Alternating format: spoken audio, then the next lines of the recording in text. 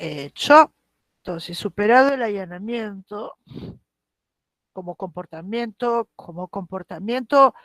no resistente por parte de un demandado de manera explícita, ¿no? Explícita. Y la coherencia manda pues que en todos estos casos el mayor es el allanamiento. Luego existen figuras, ¿no? Figuritas que van de... Se, se, luego le sigue, ¿no? Le sigue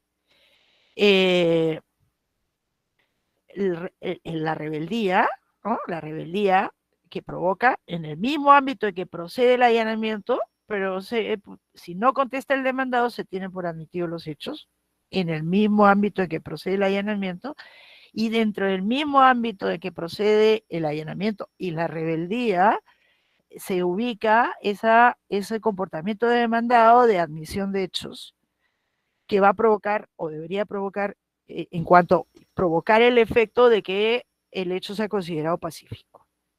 O sea, podrá ser considerado pacífico cuando un demandado admite expresamente o también cuando no se pronuncia solamente en aquellos casos en donde procedería hipotéticamente un allanamiento o si no hubiera contestado se tendrían por admitidos. Les pido que lo tengan todo coherentemente, ¿no? Internalizado. Esa es la idea. Hay un último comportamiento que debería estar previsto en nuestro código, pero no lo está de manera expresa, que es lo que algunos ordenamientos como el uruguayo, el argentino, lo llaman posición de expectativa, ¿no? Posición de expectativa, que también tiene que ver con lo que acabamos de ver. ¿Eh? ¿Qué pasa en aquellos casos en donde el demandado fundamentalmente no ha participado en los hechos? ¿No? No ha participado en los hechos. Si él no ha participado en los hechos narrados, alegados por el demandante, no lo podemos constreñir a tomar posición. Y como consecuencia, este sería un caso de excepción del inciso 2 del 442. O sea, ese deber de tomar posición, esa carga que tiene el demandado de tomar expresa posición. O sea, en estos casos y además en aquellos casos en general, ¿no? En donde inclusive quien está actuando por la parte demandada, o sea, no es el demandado en sí, sino es quien está actuando por la parte demandada, ignora los hechos, debería ser legítimo que contestara la demanda el uno del otro, el propio demandado o, ¿no? O el que está actuando en cierta medida por el demandado que no ha participado en los hechos, por ejemplo, un representante legal, pero de cajón cae el curador procesal, ¿no? Un representante legal de un incapaz, de lo que ha quedado los incapaces ya el discurso se vuelve un poquito menos, menos entendible, o sea, menos posibilidad de que esto se presente. Pero no ha participado en los hechos. Un apoderado no tanto, porque el apoderado responde a un acto voluntario del representado, ¿no? Él mismo podría haber actuado por sí mismo y designa a un apoderado. Ese apoderado habla por, ¿no? Habla en sentido figurado, habla por por su representado, ¿no? Entonces debería, allí sí, si se trata de la participación del poderdante en los hechos, tiene que tomar posición. Tiene que tomar posición con la misma consecuencia como si estuviera actuando personalmente. Pero no en aquellos casos en los cuales no se ha participado, estamos en el plano de los hechos. Esto es la posición de expectativa vendría a ser una excepción a la exigencia del artículo 442, ¿no? Sobre la toma de posición sobre los hechos. con las consecuencias ahí establecidas, ¿no? Y en donde sea legítimo que el demandado diga, momentito, yo no puedo tomar posición, por eso se llama expectativa, porque yo no he participado y como consecuencia no puedo ni negar ni aceptar, porque no me consta, ¿ah? No me consta. Y de los dichos del propio demandante, pues está dicho que no es el demandado. O sea, es el caso paradigmático es el de los herederos, ¿no? El demandante pues pretende contra los herederos de Juan ser pagado, ¿no? Ser pagado, no sé cuántos. Y bueno, y señala una serie de circunstancias de hecho, y como la demanda no se dirige contra Juan porque ha fallecido, sino se dirige ya con herederos conocidos, ¿ah? Cuando son conocidos, son Juan y Pedro, Juan Jr., el heredero de Juan. Entonces, Juan Jr. no tendría por qué tomar posición sobre los hechos de su padre, por más que sea el sucesor también en términos jurídicos, pero estamos en el plano de los hechos solamente. Yo no sé si mi padre celebró ese contrato, yo qué sé, ¿no? Yo qué sé si hizo eso, ¿no? Entonces, debería ser legítimo. Y es el comportamiento también de todo aquel que no ha participado en los hechos, como el caso del Ministerio Público siempre, cuando a veces el Ministerio Público es puesto como parte demandada, ¿no? Como parte demandada en los procesos, en algunos casos previstos por la ley, como es el caso de los procesos de divorcio por causal o también por directa aplicación del propio código, que se rige por la misma regla para las demandas de nulidad de matrimonio, ¿no?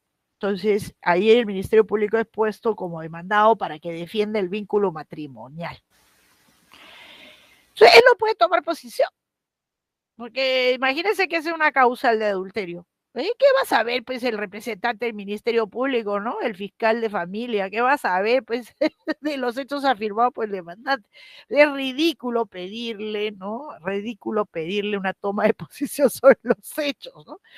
Entonces, si no ha participado, y esto es el comportamiento, debo decir, sensato, que la gran mayoría de jueces de familia asumen estas demandas, y diga, yo estoy a lo que se pruebe, pues, estoy a lo que se pruebe, ¿no?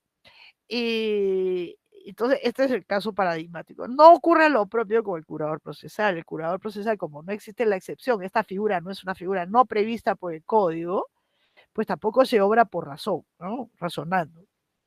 Entonces, el curador procesal es designado, por praxis se ha entendido que designado el curador cuando es demandado incierto, desconocido, o es un demandado, un domicilio desconocido, no se han apersonado, y se les ha designado el curador procesal, pues en esos casos se ha considerado que no solamente el curador debe ser notificado con la demanda para que se produzcan los efectos que ya hemos visto, ¿no? Sino que además debe contestar la demanda. Para mí no debería hacer nada. Él no debería hacer nada, ¿no? Y estos curadores, para que no le digan que no están haciendo bien su trabajo, pues niegan los hechos sobre los cuales no han participado. ¿Cómo pueden decir que no, que sí, que no? O sea, que sí, no pueden hacerlo. Y que no, tampoco, pues no seamos ridículos, ¿no? Si no ha participado en los hechos porque ni conoce a la parte, ¿ah? Que está curando, protegiendo, pues ¿cómo va a pues, tomar posición sobre los hechos? Pero lo hacen, la gran mayoría lo hacen. Entonces, para que no lo hagan, debería haber norma expresa, ¿no? Y así se los liberan. Nos liberamos además de un acto de parte inútil, cuál es la contestación de la demanda, ¿no? Entonces, en estos casos y otros más, en general, el supuesto sería cuando la parte demandada no ha participado en los hechos, no debe tomar posición. O sea, no rige. ¿Qué es lo que dicen los alemanes? Por cierto, los alemanes, para la ficta confesio, ¿no? Dice que no funciona la ficta confesio, ¿ah? Cuando se trata de hechos, ¿no? De hechos, en donde no ha participado directamente, personalmente o directamente, ¿no? En la parte demandada.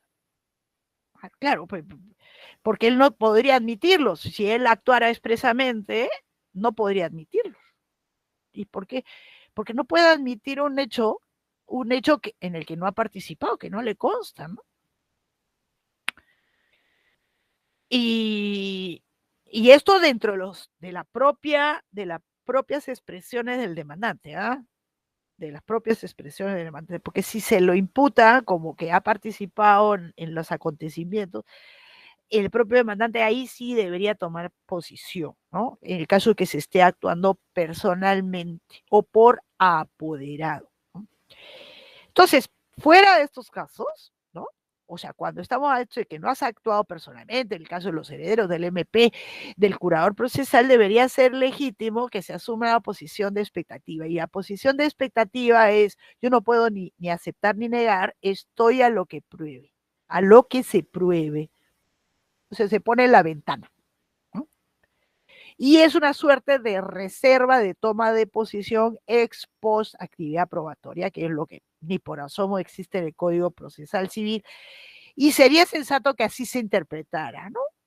O sea, que no siempre tiene que haber una contestación resistente, que es legítimo en algunos casos, contestar sin necesidad de que es grave sobre las espaldas del que realice el acto, ¿no?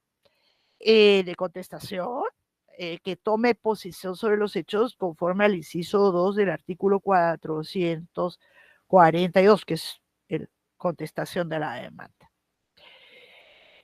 Y bueno, aunque no esté previsto, pues la razón debería conducirnos que a esto no le podemos exigir que tomen posición, y su no toma de posición debe ser indiferente a los efectos de la necesidad de la prueba de los hechos, a la necesidad de la prueba de los hechos. O sea, es un comportamiento neutro, es decir, es neutro, no va a alterar los hechos necesitados de prueba. O sea, no va a excluir hechos necesitados de prueba, y tendrá que, ya lo veremos en su momento, tendrá que incluirse en casos como estos todos los hechos configurantes del derecho afirmados por el demandante, ¿no? O sea, estaríamos dentro de la situación como si se hubiera dicho no, ¿no? Como si se hubiera dicho no, no, no, no, no. Sin necesidad de ficción. O sea, hay una necesidad de actuación probatoria sobre esos hechos. Bien, entonces, agotado un poquito este comportamiento que debería tener su desarrollo también en la ley, y sería oportuno que lo hiciera. El código no dice nada, el proyecto de código tampoco se ha enterado de de esto.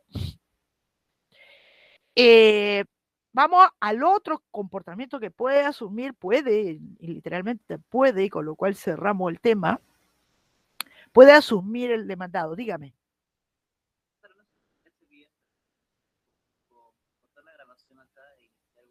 ¿Por qué? Por el tema nuevo de la reconvención. No, pero si tiene 10 minutos antes. Si tiene 10 minutos. La reconvención, ahí le ponemos en el video. ¿Ok? Sí, la reconvención está acá, que es un tema chiquitito, ¿no? Es un tema chiquitito, ¿no? La figura de la reconvención, ¿qué es? Es una figura que está prevista en el 445. Es también un acto de demandado, pero no es un acto de resistencia propiamente dicho, es un acto de contraataque, ¿no? De parte del demandado, que es el atacado. Él contraataca, ¿no? Contraataca, y como mínimo frente al demandante, ¿no? Como mínimo frente al demandante. ¿De qué se trata la reconvención? La norma maestra está en el 445. Es un acto eventual del demandado. Eventualmente lo puede hacer, como puede no hacerlo, si quiere lo hace, si la ley se lo permite, como ahorita. La reconvención, ¿qué cosa? Es la pretensión o pretensiones que plantea el demandado contra el demandante. Está implícito, digo allí, porque el 445 uno lo lee y lo relee, no dice que habla, no dice contra quién se dirige. Ahora, frente a ese silencio, ¿no? Frente a ese silencio, la pregunta en este aspecto que no está puesta en la diapositiva, por favor, mucho cuidado, es como mínimo tiene que dirigirse contra el demandante. Yo demando a Fernando. Fernando reconviene contra mí, pero podría extender su reconvención, aparte de mí, a otro sujeto que no es todavía parte. La respuesta es sí. ¿Qué pasa si yo te pongo una demanda contra Fernando para el cumplimiento del contrato, qué sé yo, el que fuera, y él quiere reconvenir la nulidad, pero el contrato no ha sido celebrado solo conmigo, sino además con Josué? Entonces, él pretende reconvenir que se declare la nulidad del contrato en donde somos tres. Estoy yo, está Fernando y está Josué. Entonces, ahí pues hay que incluir, digamos que sea un caso de litisconsorcio necesario y que necesariamente incluir a Josué como parte demandada. Y en consecuencia, ¿sería posible en el ordenamiento peruano? La respuesta es sí, no tengamos duda. Así no tengamos duda. Se puede extender también a terceros. O sea, se puede a sujetos no demandantes, ¿no? Pero con tal que esté el demandado también. El demandante como demandado, ¿no? Porque si no estaríamos ante otras figuras.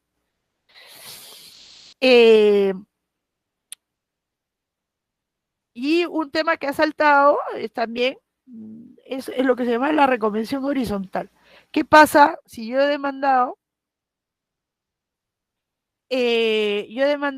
a Fernando y a Josué y Fernando reconviene? ¿No? Fernando reconviene contra mí y contra Josué. ¿Es posible? Sí, también es posible. También es posible. O sea, una reconvención que coloque como parte demandada, porque una reconvención no es otra cosa que la demanda del demandado, que se dirige como mínimo contra el demandante, pero también podría dirigirse a otros, o que no son partes, son terceros hasta ese momento, o que es un co-demandado.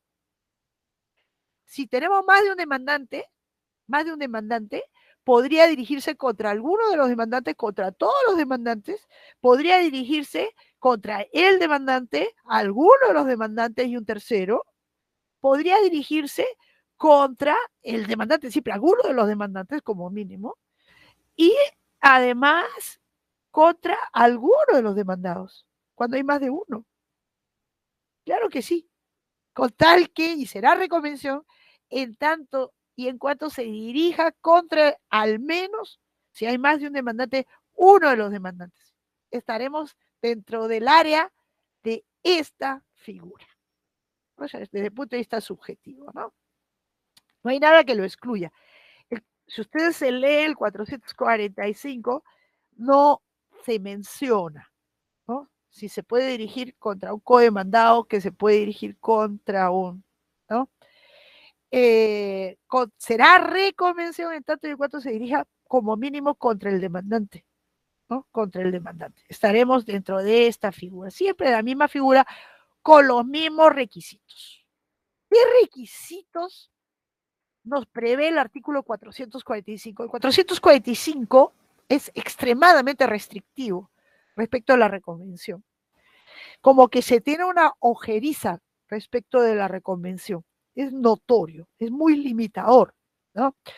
Dice que para que proceda, o sea, para que este acto de demandado proceda, se requiere, uno, no usa la palabra proceda, pero a veces usa admisión y otras veces será admisible y otra dice para que proceda, pero se refiere para la procedencia en general. Para que proceda se requiere, uno, requisitos procesales.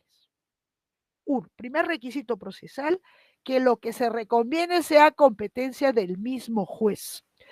Cuando la próxima semana, como vamos a comenzar la acumulación, hacemos la acumulación, ¿no, Fernando? Fernando. No, profesora, bueno, no sé. No Lo que sé, usted desea. no sé, lo decido. Cuando comencemos, voy a ponerlo en determinado. Cuando comencemos la acumulación, vamos a ver que en general son los mismos requisitos exigidos para la acumulación inicial.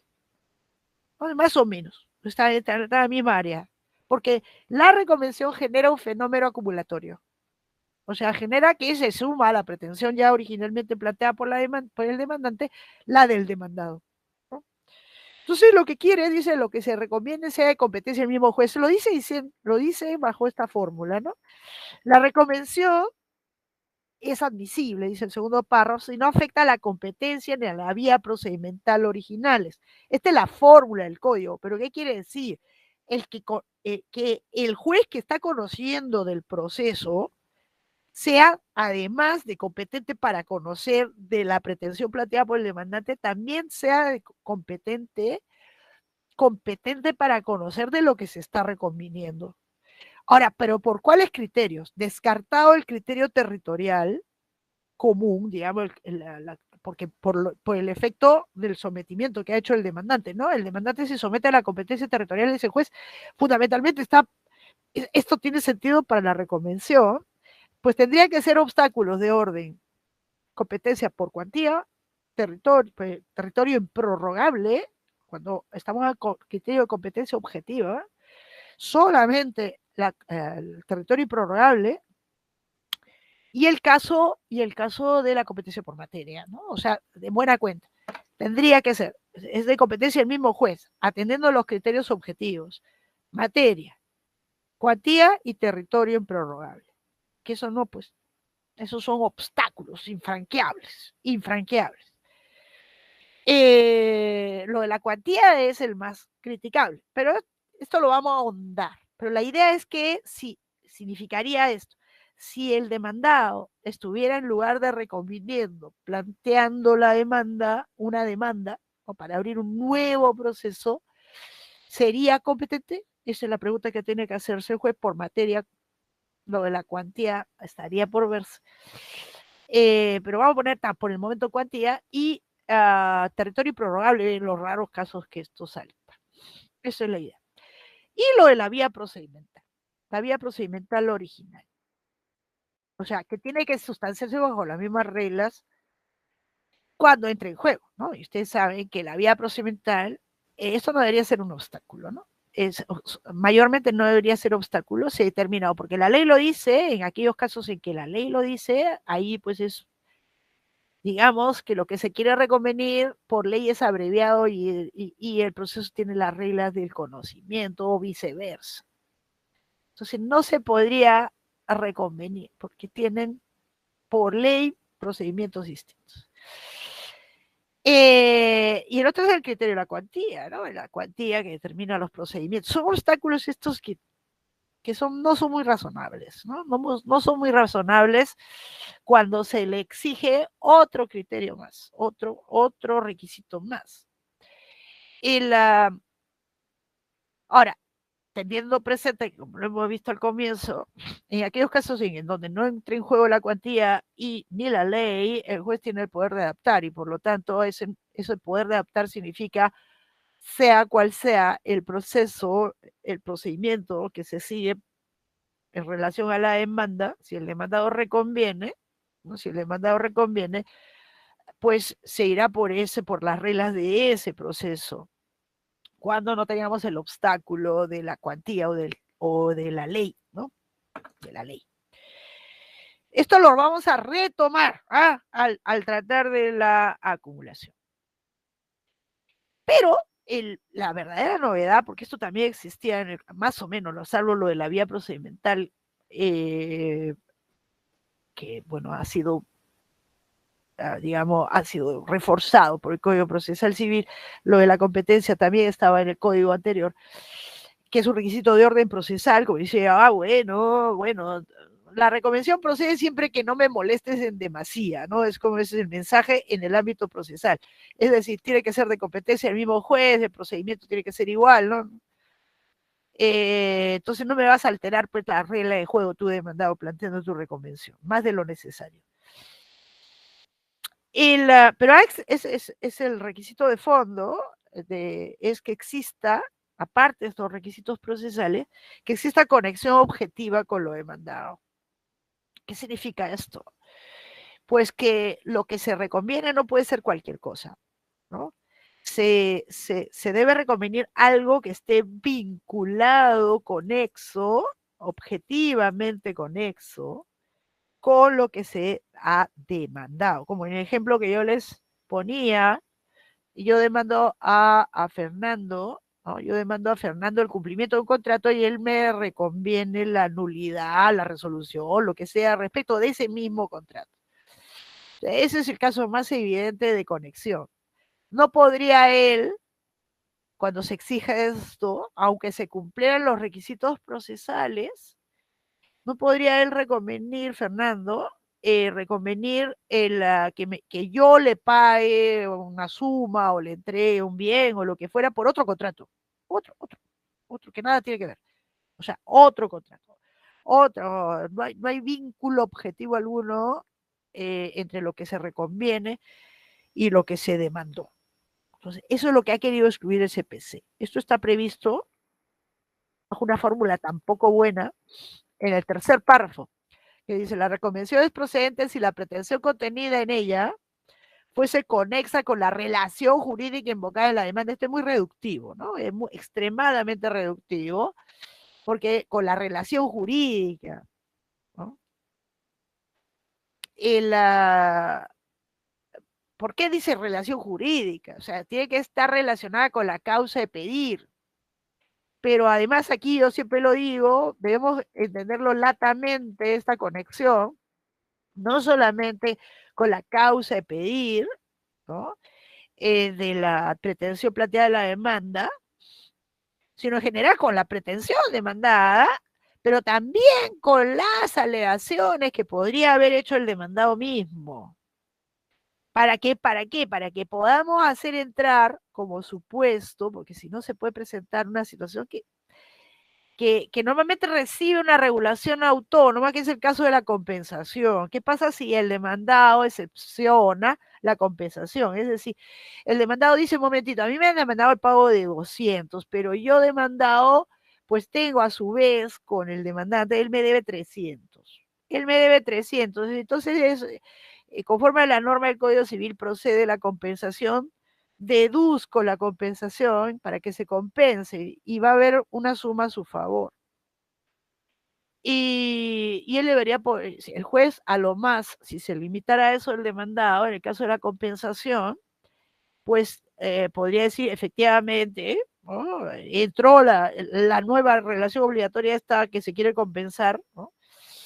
A lo que constituye la causa excipiendi, o sea, el objeto del proceso, se expande también a la causa excipiendi, a lo que ha deducido el demandado, por no hablar en difícil, y entonces, digamos, si se limitara a esto, a lo más el juez podrá declararle infundada la demanda, pero el demandado, que tendría, después de efectuada la compensación y por lo tanto la extinción de la obligación del demandante, a favor del demandante, que tenía a su favor el demandante, pues tendría un saldo a su favor, pero el juez no podría ordenar que se pague ese saldo a su favor porque no ha sido demandado. Entonces, para eso serviría que él reconvenga, ¿no? Reconvenga el saldo resultante, y ahí convendría yo que la pretensión puede ser, por eso normalmente se dan normas especiales para el caso de la compensación, así existe la ley alemana, la ley italiana, la española, ¿no?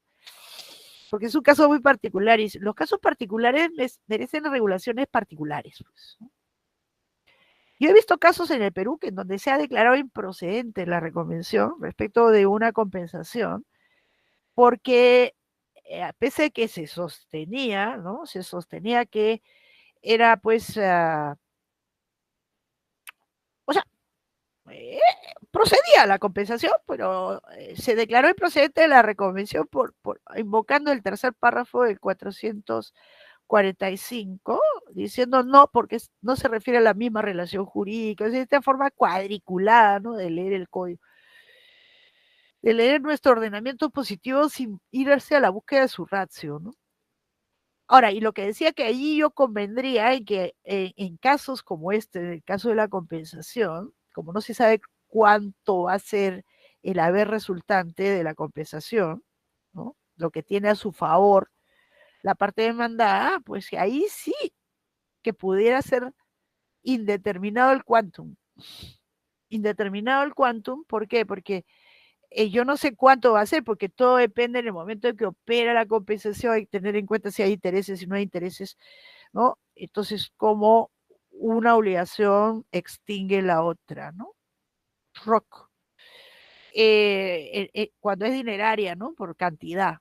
Ahí yo convendría que se podría, ¿ah? Que se puede, ¿no? Y de hecho se puede que se condene a pagar en lo que resulte a mi favor de operada una vez la compensación. Pero la fórmula del Código Procesal Civil puede servir de obstáculo para ello. Ahora, dos reflexiones sobre esto. Cuando uno exige, como también lo exige el Código italiano, pero la jurisprudencia esto lo he entendido de una manera completamente distinta de cómo está puesto acá, ¿no? Normalmente, cuando se exige que haya vínculo entre lo reconvenido y lo demandado, pues es para favorecer que pues la controversia, que es una controversia que tiene varias aristas, se resuelva todo en un único proceso. Y por lo tanto, en esos casos se tiende a minimizar los obstáculos procesales. En cambio, cuando estamos ante una reconvención inconexa con lo demandado, y esa es la lectura de la jurisprudencia italiana, ahí se es rígido, ¿no? Y dice, ya, siempre que sea de competencia el mismo juez, y no vamos a dar soluciones distintas. Y es un poco lo que el Código Procesal Civil no, o quien escribió el Código Procesal Civil no entendió, ¿no? O sea, la exigencia, cuando exista conexión, ahí hay que hacer, entre lo que se reconviene y lo demandado, hay que hacer todo lo posible para que todo eso se lleve adelante en un único proceso. Y hay que aligerar hasta donde sea posible, ¿no? Hasta donde sea posible, los requisitos de orden procesal, que deben ceder en pro de la sustanciación simultánea de las pretensiones, la pretendida en la demanda y luego de la reconvención. En cambio, cuando son pretensiones inconexas, pues ahí le ponemos todos los límites procesales que se consideren, Estos de competencia, incluso por cuantía, ¿no? Y el procedimiento, ya, ¿no? Pero no es la ruta seguida por el Código Peruano. El Código Peruano sigue una ruta de la limitación de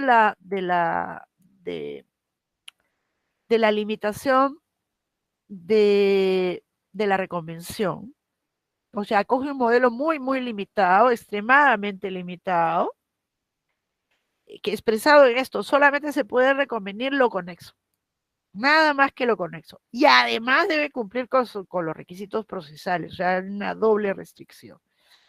Pero esto de que solamente se pueda reconvenir lo conexo no estaba en el código anterior. El código anterior se podía reconvenir todo lo que fuera de competencia del mismo juez. Esa era la única limitación, ¿ya? Para la reconvención. Pero entonces, esto es otro de los tantos virajes importantes que ha operado el Código Procesal Civil en materia de restricción de la reconvención.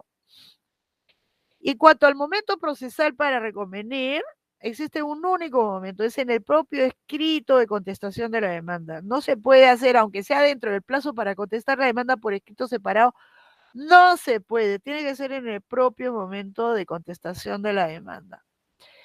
En el propio momento para contestar la demanda. En el propio escrito, ¿no? En el propio escrito.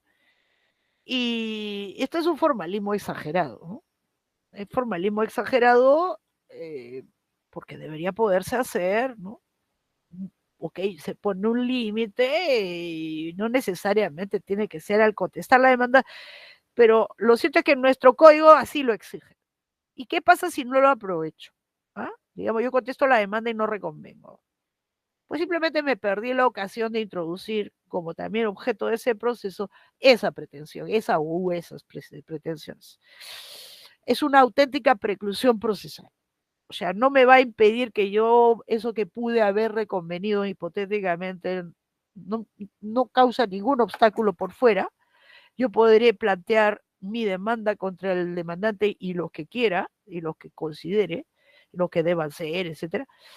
En paralelo, cuando quiera, cuando quiera. Y si son conexos, podré pedir que se acumulen. Eso lo veremos al tratar de la acumulación. O sea, podría lograr ese mismo efecto que hubiera logrado, que es la sustanciación conjunta, también por otro camino, que es no reconvenir, no he reconvenido, inicio un nuevo proceso y luego pido que se acumulen cuando son conexos.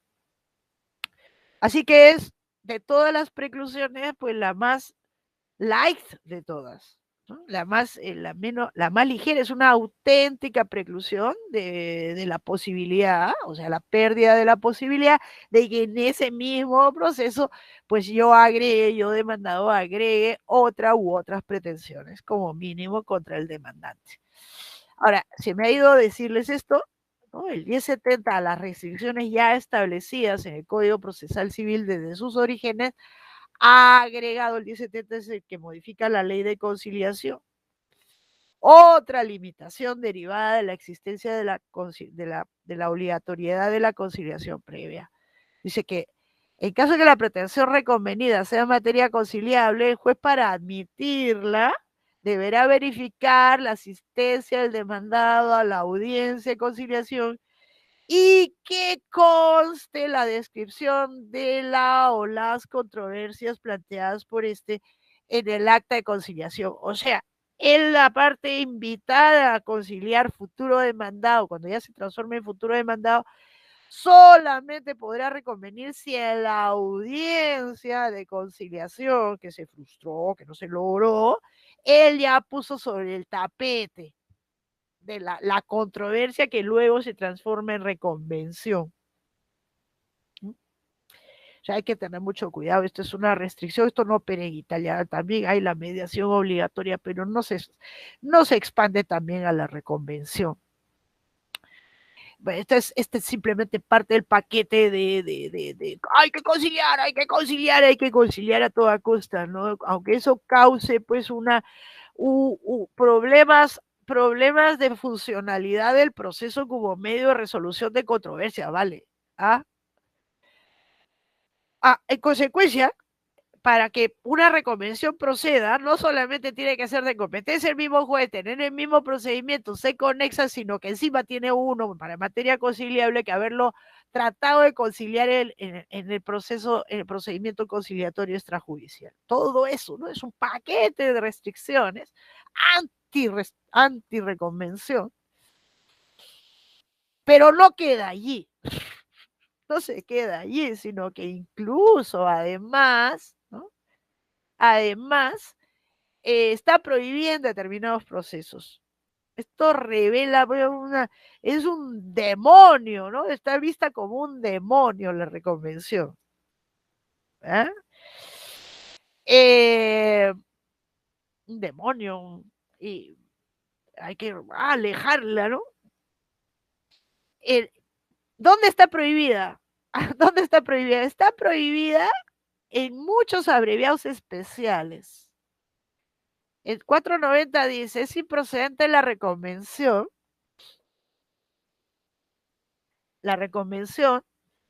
en los asuntos referidos en los incisos 1, 2, 3, 5 y 6.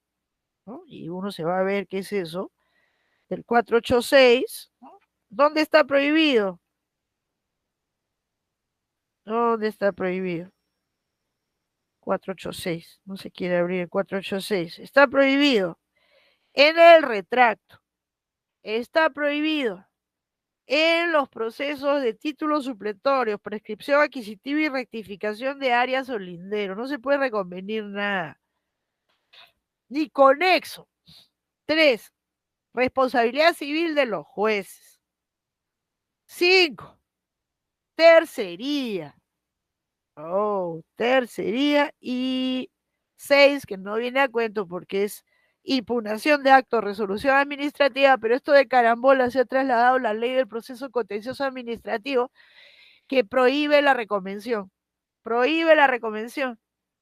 ¿Por qué prohíbe la reconvención? La posibilidad que la parte demandada, que es la entidad demandada en la generalidad de los casos es el Estado, pueda reconvenir algo contra el administrado que lo demanda, es remotísima, pues, pero ¿por qué prohibirlo? ¿Por qué prohibirlo? Eso es simplemente digamos, un rezago de lo establecido en el CPC, que lo han trasladado a la ley del proceso contencioso administrativo sin que exista una verdadera razón. En Italia, en el contencioso administrativo italiano, que se llama proceso administrativo nomás, se puede reconvenir. En España no sé, creo que sí. Y no veo, no hay ninguna razón de fondo por la cual no se puede reconvenir cuando uno establece máximas y uno establece que la reconvención tiene que ser conexa, que no se puede reconvenir cualquier cosa, ¿no? Tiene que ser conexa. Y donde está prohibida, prohibida, proscrita, proscrita, que ya lo saben desde el comiencito cuando leyeron mi textito, mi textito sobre el otorgamiento de escritura, ¿no? Es en los sumarísimos. Está prohibida la reconvención. Esto es una cosa absurda. En el Código de 1912 no se prohibía, ni siquiera en el juicio de menor cuantía, se prohibía la reconvención. En España, en los juicios verbales, se permite la reconvención conexa.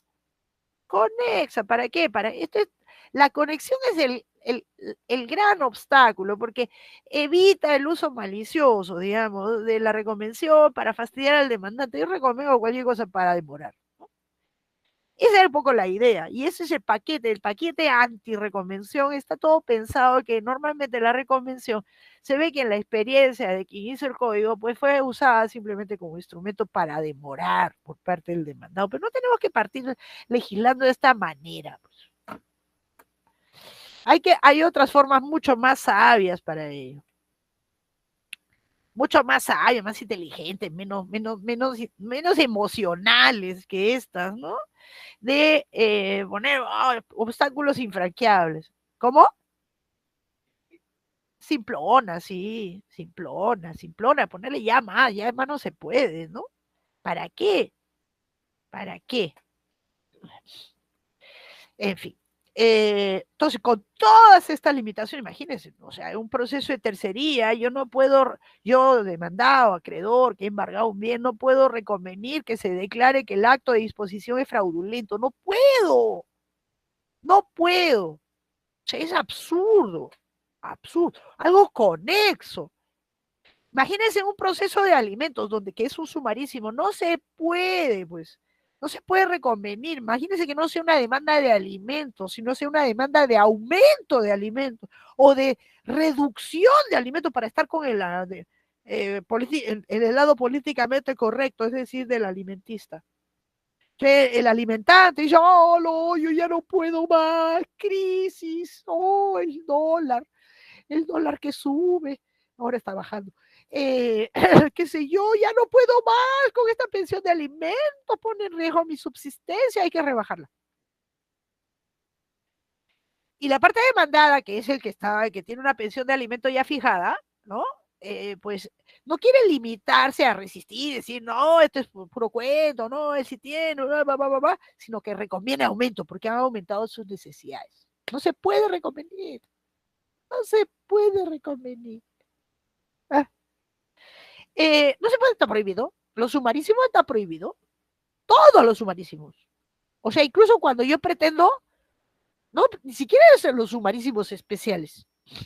No, es en todos los sumarísimos. O sea, yo pretendo 100 contra Fernando y Fernando podría reconvenir que yo le pague 100 o 200, lo que fuera dentro de la cuantía, ¿no? Incluso. No podría, no puede. ¿Por qué? Porque no les ha dado la gana. No hay ninguna razón. ¿No? Ninguna razón de fondo. Ninguna de fondo. Es para no alterar la estructura ágil y ligera del sumarísimo. Pues esto es un absurdo. Nadie lo ha dicho, lo digo yo. Que probablemente es eso. Como el sumarísimo es así todo esbelto, lo podemos engordar, le podemos poner un poco de kilos. Entonces no queremos engordarlo, ¿no? Ponerlo obeso al sumarísimo, cuando ya es obeso en la realidad. ¿Cuál es el efecto de aquellos supuestos en los que procede la reconvención? Pues determina que el proceso se vuelve doble. Se vuelve doble, ¿no? Porque tenemos la demanda del demandado contra el demandante y a veces contra otros, ¿eh? Tranquilamente. Esto da lugar a un fenómeno de acumulación de pretensiones, porque tenemos la pretensión contenida de la demanda y la contenida de la reconvención. La reconvención es una demanda a todos los efectos. Es una demanda. Y por lo tanto, el que es demandado con la reconvención, que es mínimo, repito, mínimo el demandante, tendrá que contestarla. ¿Y en qué plazo? Pues como esto solamente funciona conocimiento y abreviado, cuando no está excluido en los abreviados excluidos, pues lo contestará en el mismo plazo que tuvo a su vez el demandado por ley, ¿no? O sea, 30 días en el conocimiento, 10 días en el abreviado.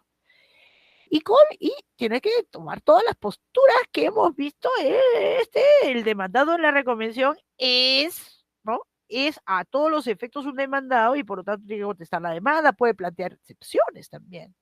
Tiene todas las posibilidades defensivas respecto de la reconvención. Y todo lo que hemos visto, todas las posibilidades defensivas. Por lo tanto, los mismos plazos y se acabó. Y una cosita más que quería decirle es que no está prohibido, no está prohibido, no lo dice. Donde está prohibido es el Código de Derecho Canónico. En Italia no está prohibido. ¿Ah? Y se hace. En Italia hay la reconvención de la reconvención, pero ahí sí o sí tiene que ser conexa.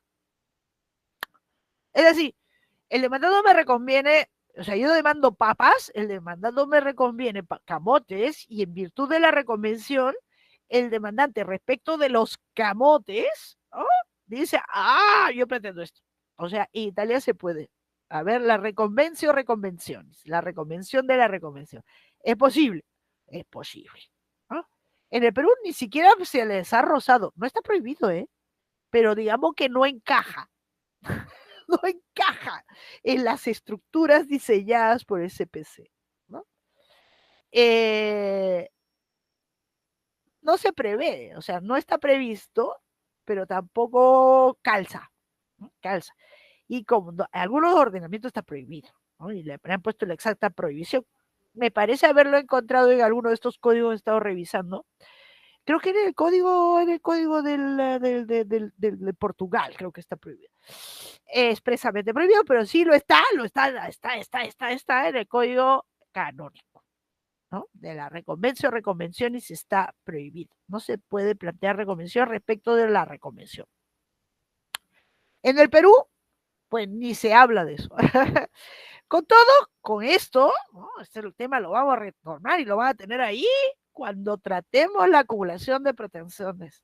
¿Por qué? Porque la reconvención implica un ensanchamiento del objeto del proceso. Inicialmente era solo lo pretendido por el demandante y se va a engordar, claro, siempre que pase todos los filtros, se va a engordar con lo que pretende el demandante y por lo tanto se va a ensanchar también el objeto de decisión, el objeto del proceso y el objeto de decisión. Te dirán por qué miro para arriba, ¿ah? No sé si han visto que es que hay unos animales que están encima de mi techo, o sea, son unas palomas que están ahí revoloteando. No, no las veo, las oigo. Es que revolotean. Porque se van a comer, lo que pasa es que les da apetito y se van a comer la comida de la tortuga y después se van al techo. Sí, porque yo le doy su plátano, papaya, y ellas, pues, si ella no come rápido, se lo llevan, se lo llevan. Pobrecita. Y ella está lentita porque está fría. Muy bien, entonces con esto, o sea, lo que viene después del planteamiento de la reconvención es un proceso que se duplica. Por eso probablemente Monroy le tenía ojeriza, ¿eh? Le tenía realmente ojeriza. No se entiende por qué. Y un detalle último y cerramos, es que hay quienes le dicen que la reconvención conexa no es propiamente una reconvención, sino una contrademanda. Estas son tonterías de palabras, ¿eh?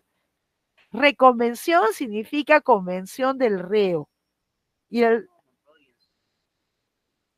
sí, sí, eso es, eso es lo que dice. Lo que pasa es que en el mundo anglosajón no se le llama, pues, no tiene el nombre de reconvención, viene del latín reconvenciones. Y el re no es una repetición, ¿no? Sino el re viene de reo, es la convención del reo, el convención y el libelo convencionis es la demanda, pues. O sea, es la demanda del demandado. No significa nada más que eso. Ya, si esta es una reconvención abierta, ¿no? Abierta, que implica o limitada, depende cómo lo regula cada ordenamiento. No es un tema de nombres, ¿no? Como no es un tema de nombres, sino al acto abdicativo, ¿no? El acto abdicativo de reconocimiento, de aceptación de las razones del contrario, le llamamos allanamiento o reconocimiento. Es un problema, ya vamos a verlo, ¿no? O sea, es un tema a veces que no cambia las sustancias por cambiar los nombres. Hay que ver cómo está regulado, ¿no? Cómo está regulado un determinado ordenamiento. Así como en el mundo anglosajón el acto de impugnar una sentencia se le sigue llamando appeal, apelación, pero no tiene nada que ver con la apelación continental, digamos, ¿no? Continental. O sea, el nombre no, así como dice que el vestido, como es, no sé cuánto, no hace al monje, ¿no? Pues igual. O sea, no es un tema, a veces las palabras, cambiar la palabra no significa que cambie el instituto y viceversa. ¿No? Hay que estar a cómo está regulado, cómo está. El nuestro calza con un modelo muy limitado de reconvención, no un modelo abierto, sino de reconvención, sino un modelo limitado, en donde lo que se reconviene tiene que ser conexo con lo demandado. Y ahí lo dejamos. Paramos.